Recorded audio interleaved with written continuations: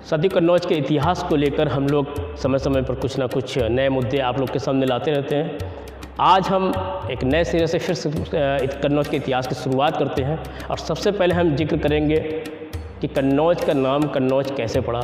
अमूमन कन्नौज के रहने वाले लोगों के सामने अक्सर ये सवाल लोग कर देते हैं कि कन्नौज का नाम आखिर कन्नौज क्यों पड़ा, और हमारे लोगों के सामने उसका उत्तर नहीं होता है। तो आज हमारा ये वीडियो देखेंगे आपको ये स्पष्ट हो जाएगा कि कन्नौज का नाम कन्नौज क्यों पड़ा। और ये हम बात सिर्फ मौखिक तौर पर नहीं बताएंगे, बल्कि हमारे पीछे जो आप ये सीनरी देख रहे हैं, ये राजकीय पुरातत्व संग्रहालय में दूसरी मंजिल पर जब आप जाएंगे तब ये सीनरी दिखाई पड़ेगी। और ये सीनरी उस बात का संकेत है, उस बात का संदेश दे रही है कि कन्नौज का नाम कन्नौज कैसे पड़ा।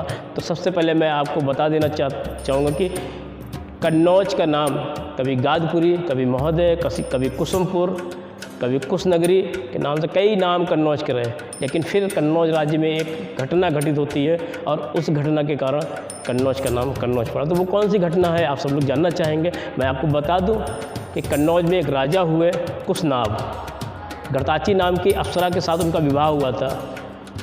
राजा कुशनाभ और घरताची नाम की अप्सरा ने 100 कन्याओं को जन्म दिया था और वो बड़ी खूबसूरत, उनकी जब कन्याएं युवावस्था में पहुंच गई थी तो वन विहार के टाइम पे वायु देवता उनकी सुंदरता पर मुग्ध हो गए थे और उन्होंने उन कन्याओं के सामने शादी का प्रस्ताव रखा। लेकिन अपने सत्यवादी पिता की इच्छा के बिना किसी से भी शादी करने या अपना वर चुनने से उन सभी कन्याओं ने मना कर दिया था, जिससे वायु देवता कुपित हो गए, नाराज़ हो गए थे और उन्होंने एक श्राप दे दिया, जिस कारण से सभी कन्याएं कुब्जा हो गई। आप देखेंगे ऊपर वाले सीन में कि सब जो कन्याएं महिलाएं दिखाई पड़ रही हैं, युवतियाँ दिखाई पड़ रही हैं, ये सब राजा कुशनाभ की बेटियां थीं, 100 बेटियां।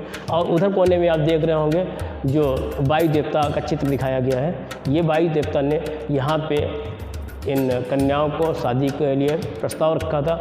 जब उन्होंने उस प्रस्ताव को ठुकरा दिया तो वायु देवता के श्राप से ये सभी कन्याएं कुब्जा हो गई थी। इनके पीठ में कुबड़ निकल आया था, ये आप देखेंगे, इन सब कन्याओं के आप देखेंगे ये कुबड़ निकल आया था, कुब्जा हो गई थी।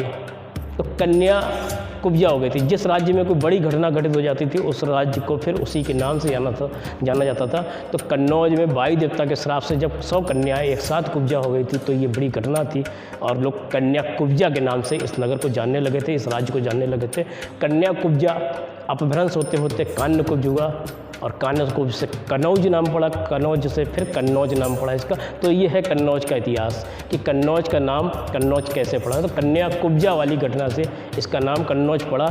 इसके बाद की कहानी ये है कि जब ये सारी राजा कुशनाभ की बेटियां कुब्जा हो गई थी तो परेशान थे और राजघराने की बेटियों की शादी भी राजघराने में की जाती थी। लेकिन जब संतान की संख्या ज़्यादा होती थी तो किसी ऋषि या उनके पुत्र से शादी कर दी जाती थी। तो कुब्जा कन्याओं की शादी करने के लिए राजा कुशनाभ बड़े परेशान थे, तो उन्होंने एक चूली नाम के ऋषि थे, उनके पुत्र ब्रह्मदत्त से अपनी बेटियों का विवाह तय कर दिया।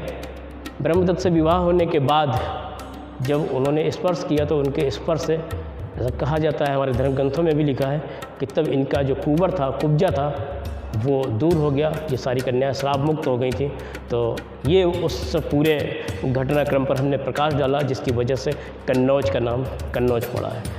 अगर हमारा ये वीडियो पसंद आए तो लाइक, कमेंट और सब्सक्राइब हमारे चैनल को ज़रूर करें। अगर पसंद आए तो शेयर भी करें। कन्नौज के राजकीय पुरातत्व संग्रहालय से मैं विकास अवस्थी, कैमरामैन अंशु दुबे के साथ।